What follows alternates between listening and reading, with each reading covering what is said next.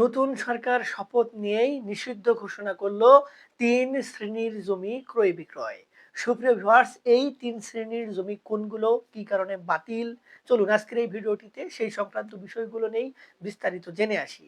ভিডিওটি দেখার পর যদি আপনাদের ভালো লাগে, কোনো উপকার এসে থাকে, আরও কোনো ভিডিও দেখার আগ্রহ জন্মায়, তাহলে আমাদের চ্যানেলটি সাবস্ক্রাইব করে রাখতে পারেন। আর পরবর্তীতে নতুন কোনো ভিডিওর নোটিফিকেশন পেতে সাবস্ক্রাইব বাটনের পাশের বেল আইকনটি চেপে দিয়ে রাখবেন।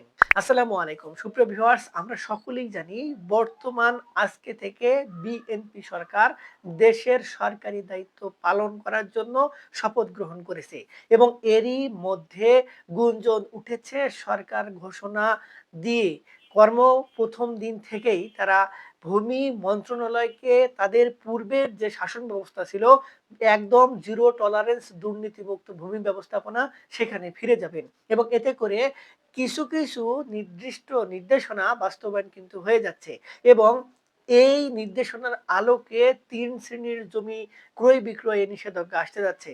সুপ্রিয় ভিউয়ার্স, এই ৩ শ্রেণীর জমির মধ্যে সর্বপ্রথম জমি হচ্ছে যে সকল জমি সরকারি খাস তালিকাভুক্ত, যে সকল জমি রাষ্ট্রীয় প্রতিষ্ঠানের অধীনে বা মালিকানাধীন, সেই সকল জমি যদি কোনো ব্যক্তিদ্বয় সম্পূর্ণরূপে একেবারে ১০০ বছরের জন্য লিজ নিয়ে থাকেন, তাহলে ওই সকল জমি কিন্তু তারা আর নিজের নামে খতিয়ানভুক্ত করতে পারবেন না। এক্ষেত্রে পূর্বে অনেকেই ওই সকল জমি লিজের মেয়াদে নিজের নামে খতিয়ানভুক্ত করতেন, যেন ওই সকল জমিতে তারা খাজনা প্রদান করতে পারে এবং এই জমিগুলো পরবর্তীতে ওই সকল ব্যক্তিদ্বয় খতিয়ানভুক্ত করে পরবর্তীতে চালাকি করে অন্য কোনো ব্যক্তির কাছে বিক্রয় করে দিতেন এবং এতে করে যে ব্যক্তিদ্বয় ক্রয় করছেন সেই ব্যক্তিদ্বয় ভোগান্তির মধ্যে পড়তেন। এরকম অসংখ্য অহরহ ঘটনা কিন্তু আমাদের চারপাশে রয়েছে। যেমন আমাদের যে ঢাকা শহরের তুরাগ পাড়ে জমিগুলো ছিল, সেগুলো কিন্তু কিছুদিন আগে বিআইডব্লিউটিএ উচ্ছেদ অভিযান চালিয়েছেন, সেখানে অনেক বহুতল ভবনও ভেঙে ফেলা হয়েছে। তাই এই যে রাষ্ট্রীয় প্রতিষ্ঠানের সম্পত্তি কিংবা সরকারের সরাসরি খাস তালিকাভুক্ত সম্পত্তিগুলো এখন থেকে কোনো ব্যক্তি আর লিজ নিতেও পারবেন না কিংবা সরকার নির্দেশনা না দেওয়া পর্যন্ত সেই সকল সম্পত্তি কেউ লিজও প্রদান করতে পারবেন না। এবং যে সকল জমি খাস তালিকাভুক্ত এবং আমাদের দলিল তল্লাশি দিতে অনেক সময় যারা জমি ক্রয় করতে চান, তারা দেখেন জমির দলিলের তফসিল এবং এই তফসিলে কত বছর কে সম্পত্তি ভোগ দখল করছে এগুলো দেখা হতো এবং যে সকল ব্যক্তিদ্বয় একটানা ৫০ বছরের অধিক সরকারি সম্পত্তি ভোগ দখল করছেন, সেই সকল ব্যক্তিদ্বয় কিন্তু ওই সকল সম্পত্তি তামাদির মেয়াদে নিজের নামে খতিয়ানভুক্ত করে নিতে পারতেন এবং যে সকল ব্যক্তি সম্পত্তি ক্রয় করেন, তারা ওই সকল খতিয়ান এবং এই যে তফসিলে কতদিন সম্পত্তি ভোগ দখল করছে এগুলো দেখেই ক্রয় করে ফেলতেন। এখন থেকে ভূমি যারা ক্রয় করতে চাচ্ছেন তাদেরকেও বলা হচ্ছে যে এই বিষয়গুলো আপনারা তদারকি করবেন এবং তারপরে সম্পত্তি ক্রয় করবেন। তড়িঘড়ি করে সম্পত্তি ক্রয় করে প্রতারিত কিংবা ক্ষতিগ্রস্ত হলে সেই দায়ভার রাষ্ট্র গ্রহণ করবে না এবং ওই সকল ব্যক্তি যারা জমি এই সকল চতুরতার আশ্রয় নিয়ে সরকারি সম্পত্তি কিংবা সরকার রাষ্ট্রায়ত্ত সম্পত্তি বিক্রয় করতে চাচ্ছে, তারা যদি কোনোভাবে বিক্রয় করে তাদের বিরুদ্ধে আইনগত ব্যবস্থা গ্রহণ করা হবে এবং নতুন ভূমি আইন অনুযায়ী তাদের সর্বনিম্ন ৩ বছর, ২ বছর থেকে ৭ বছর এবং সঙ্গে জরিমানা কিংবা উভয় দণ্ডে দণ্ডিত করার ব্যবস্থাও রাখা হয়েছে। এবং এরপরে আরেক শ্রেণীর সম্পত্তি রয়েছে, সেগুলো হলো যদি কোনো ব্যক্তিদ্বয় তার ওয়ারিশান সম্পত্তি তার সহ অংশীদারদেরকে না দিয়ে তার অংশটুকু নিজের নামে বাটোয়ারা দলিলে উল্লেখ করে তারপরে সেই সকল সম্পত্তি বর্তমান যে আমাদের রেজিস্ট্রেশন অ্যাক্ট, সেই অ্যাক্ট অনুযায়ী পূর্বপুরুষের নামে খতিয়ান থাকলেই সেগুলো বিক্রয় করে দিতে পারতেন কিংবা দিতে পারছেন এবং ওই বিক্রয়ের ফলে যে দলিল তৈরি হচ্ছে সেটি রেজিস্ট্রি করে দেওয়া হচ্ছিল। এই বিষয়ে একটি নির্দিষ্ট করে নিষেধাজ্ঞা হচ্ছে ওয়ারিশদের সম্পত্তি যদি বঞ্চিত করে তাদের সম্পত্তিগুলো তাদেরকে না দিয়ে কোনো ব্যক্তি বিক্রয় করে, সেটি অবৈধ বলে বিবেচিত হবে এবং যদি কোনো কারণে কোনো ব্যক্তিদ্বয় এই সকল সম্পত্তি ক্রয় করে তাহলেও ওই সকল ক্রয় বিক্রয় অবৈধ বলে বিবেচিত হবে। এখন প্রশ্ন দাঁড়ায়, যদি ওয়ারিশান সম্পত্তি ক্রয় করতে চাই তাহলে এগুলো আমরা বুঝবো কোন উপায়ে?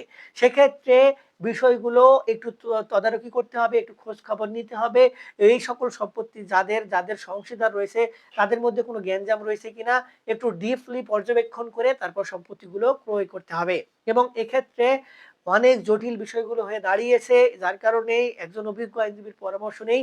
তারপরে যে কোনো ধরনের পদক্ষেপ ভূমি মালিকদেরকে গ্রহণ করার জন্য বলা হচ্ছে। এরপরে ত্রুটিযুক্ত কোনো জমির মালিক যদি জমি বিক্রয় করতে চায়, সেই জমিগুলো ক্রয় করার জন্য কিংবা ক্রয় করার ক্ষেত্রে ভূমি মালিকদের যারা নতুন করে জমি ক্রয় করতে চাচ্ছেন, তাদেরকে বিশেষভাবে দৃষ্টি আকর্ষণ করে নিষেধাজ্ঞা প্রদান করা হয়েছে। এই ত্রুটিপূর্ণ কিংবা ত্রুটিযুক্ত বিষয়গুলো হচ্ছে, যদি কোনো ব্যক্তিদ্বয়ের জমির দলিলে কোনো ভুল থাকে, অর্থাৎ জমির মালিকের নাম ভুল থাকতে পারে, দাগ নম্বরে ভুল থাকতে পারে, পরিমাণে ভুল থাকতে পারে এবং পিঠ দলিল কিংবা ভায়া দলিল যেটা আমরা বলি সেটিতে যদি কোনো ভুল থাকে, তাহলে সেই ভুলগুলো অত্যন্ত গুরুতর। যদি কোনো ব্যক্তিদ্বয় দেখেন যে পিঠ দলিলে ভুল রয়েছে, সেই ভুলগুলো পরবর্তীতে যে দলিলটি তৈরি করা হয় সেটিতে সংশোধন করা হচ্ছে এবং এর মাঝে যে বিষয়গুলো সেগুলো দুই পক্ষই জানে, তাহলে সেই বিষয়গুলোও কিন্তু এখন গুরুতরতার সাথে দেখা হচ্ছে এবং সেই সম্পত্তিগুলো ক্রয় বিক্রয়ে নিষেধাজ্ঞা দেওয়া হয়েছে। তবে এক্ষেত্রে আরো কিছু বিষয় রয়েছে, যেমন অনেকে জাল দলিল, ভুয়া দলিল, ট্যাম্পারিং দলিল তৈরি করে সম্পত্তিগুলো ক্রয় বিক্রয় করার চেষ্টা করে। তো এই সম্পত্তিগুলো ক্রয় বিক্রয়ের ক্ষেত্রে নিষেধাজ্ঞা দেয়া হচ্ছে এবং বলা হচ্ছে এই বিষয়গুলো যদি সমাধানযোগ্য হয়, তাহলে সমাধান করে সম্পত্তিগুলো ক্রয় করতে হবে। যদি সমাধানযোগ্য না হয়, তাহলে সেই সম্পত্তিগুলো ক্রয় বিক্রয় করা থেকে বিরত থাকতে বলা হয়েছে। নতুন ভূমি আইন অনুযায়ী ৬ শ্রেণীর সম্পত্তি কিংবা ৬ ধরনের সম্পত্তি কিংবা ৬টি তথ্য দ্বারা সম্পত্তি ক্রয় বিক্রয় করলে সম্পূর্ণ অবৈধ বলে বিবেচিত হয়। এই বিবেচনার মধ্যে রয়েছে, ধরুন সরকারি কোনো ব্যক্তিকে বা কর্মকর্তাকে মিথ্যা তথ্য উপস্থাপন করে সম্পত্তি যদি হস্তান্তর করা হয় কিংবা কোনো রাষ্ট্রীয় ভূমি সংক্রান্ত বিষয় সম্পন্ন করে নেওয়া হয়, তাহলে সেটি অবৈধ। যদি অন্যের সম্পত্তি কেউ নিজের বলে পরিচয় দিয়ে বিক্রয় করার চেষ্টা করে কিংবা করে ফেলে, সেগুলো অবৈধ। তো এই শ্রেণীর যে সম্পত্তিগুলো রয়েছে, যে মিথ্যা তথ্য উপস্থাপন বা গোপন করে যদি কোনো ব্যক্তিদ্বয় সম্পত্তি হস্তান্তর কিংবা ক্রয় করে থাকে, তাহলে এই সকল ক্রয় বিক্রয় কিন্তু অবৈধ বলে বিবেচিত হবে। বা অন্যের সম্পত্তি যদি কোনো ব্যক্তিদ্বয় নিজের সম্পত্তি বলে পরিচয় দিয়ে বিক্রয় করে ফেলে, সেটিও কিন্তু অবৈধ বলে বিবেচিত হচ্ছে। তাই এই বিষয়টি অবশ্যই সকলকে মাথায় রাখতে হবে। তাছাড়া যদি কোনো ব্যক্তিদ্বয় সম্পত্তিগুলো ক্রয় করে, তাহলে তিনি যেভাবে প্রতারিত হচ্ছেন কিংবা তার এই কৃতকর্মের জন্য যদি তিনি রাষ্ট্রের কাছে কোনো ধরনের ক্ষতিপূরণ চায়, তাহলে সেক্ষেত্রে কিন্তু তিনি ক্ষতিপূরণ পাবেন না। হয়তো তিনি উচ্চ আদালতের দ্বারস্থ হতে পারেন। সেক্ষেত্রে ভূমি অপরাধ প্রতিকার আইন অনুযায়ী তিনি জেনে কিংবা না জেনে কিংবা বিষয়গুলো খোঁজখবর না নিয়ে এই সকল সম্পত্তি ক্রয় বিক্রয় করার কারণে তারও কিন্তু শাস্তির আওতায় আসার সুযোগ রয়েছে। এবং যে সকল ব্যক্তিদ্বয় এই সকল সম্পত্তি বিক্রয় করছেন মিথ্যা তথ্য কিংবা এই তথ্যগুলো গোপন করে, এবং যে ব্যক্তিদ্বয় ক্রয় করেছেন তাকে না জানিয়ে কিংবা তাকে বুঝতে না দিয়ে, তাহলে এই ধরনের যে ব্যক্তিদ্বয় রয়েছে তারাও কিন্তু শাস্তির আওতায় আসবেন। এবং এক্ষেত্রে ভূমি অপরাধ যে প্রতিকার আইন রয়েছে সেটি সংস্কারের ফলে এই যে দেওয়ানি সংক্রান্ত যে বা সিভিল সংক্রান্ত বা জমি জমা সংক্রান্ত বিষয়গুলো, এগুলোর কারণে কোনো ব্যক্তি অপরাধ করলে তাকে কিন্তু শাস্তির আওতায় নিয়ে আসা হতো না। এখন থেকে কিন্তু শাস্তির আওতায় আসবে, অর্থাৎ সর্বনিম্ন ২ বছর থেকে সর্বোচ্চ ৭ বছর পর্যন্ত জেল, সঙ্গে জরিমানা কিংবা উভয় দণ্ডে দণ্ডিত করার ব্যবস্থাও কিন্তু রাখা হয়েছে। সুপ্রিয় ভিউয়ার্স, এই যে সম্পত্তিগুলো এগুলো ক্রয় বিক্রয় থেকে বিরত রাখতে বলা হয়েছে। তারপরে ওই সংক্রান্ত বিষয় নিয়ে হয়তো অনেকের অনেক কিছু জানার আগ্রহ থাকতে পারে কিংবা বিষয়গুলো অনেক জটিল মনে হতে পারে। এজন্য একজন অভিজ্ঞ আইনজীবীর পরামর্শ গ্রহণ করবেন। কিংবা আমাদের থেকে কোনো পরামর্শ নিতে চাইলে ভিডিওর নিচে কমেন্ট বক্স রয়েছে, সেখানে কমেন্টস করবেন, আমরা আপনাদের সহযোগিতা করার চেষ্টা করব। আজকে এ পর্যন্তই, দেখা হবে সামনে নতুন কোনো ভিডিওতে। ততদিন পর্যন্ত ভালো থাকবেন। ধন্যবাদ।